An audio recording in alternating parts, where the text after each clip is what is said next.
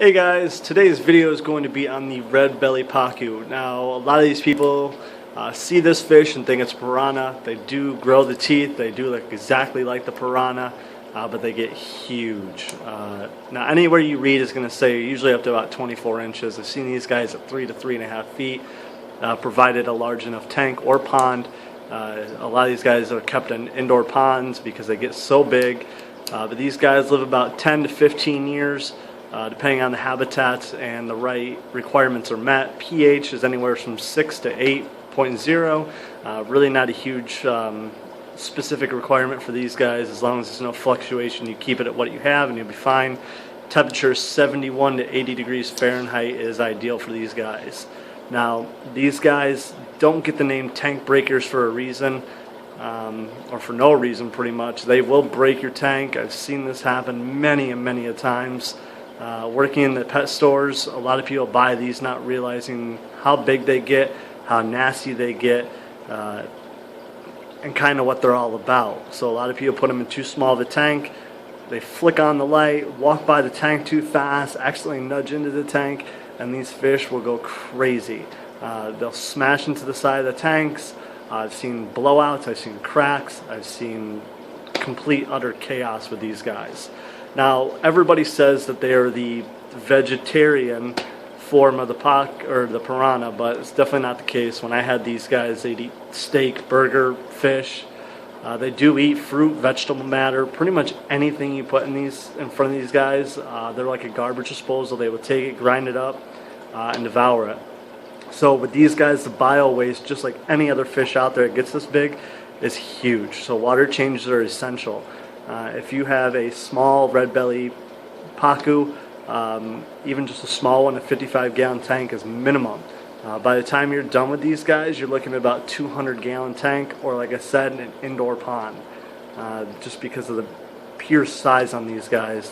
One story I have is when I worked in a pet store, a gentleman had one in a 175-gallon tank, broke right through, cracked it on the side, and actually hit the heater on the way and broke the heater and actually survived the electrocution.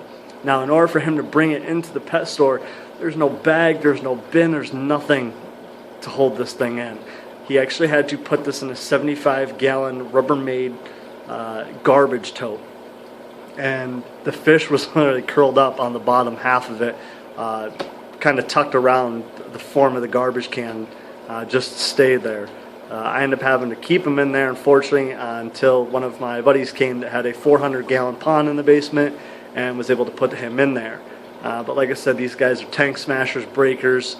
They run roughly about $5.99 to $7.99 in a pet store, so you can find them relatively cheap. But like I said, with that cheapness comes pure size, and they are a beautiful specimen to look at. Just their teeth alone are really nice.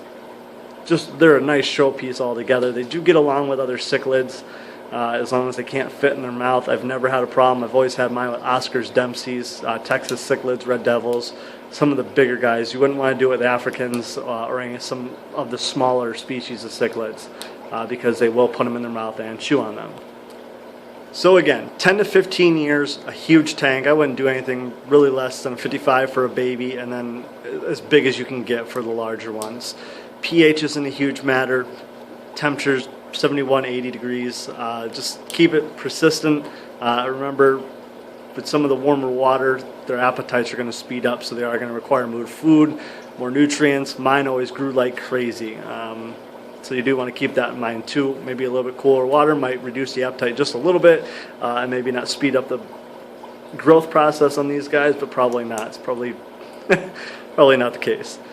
So like I said, other larger cichlids these guys get along fine with, but they do startle easily in break tanks, heaters, filters, anything like that. Anything they can kind of wedge themselves behind on. So definitely some unbreakable titanium heaters is the way to go for these guys. So if you have any questions, comments, concerns on the red belly Pacu, the cousin of the piranhas, so they say, please post it down below. Subscribe to my channel. Looking at a 4,000 subscriber contest. I'll have more and announce more on that coming up with details. Thanks for watching.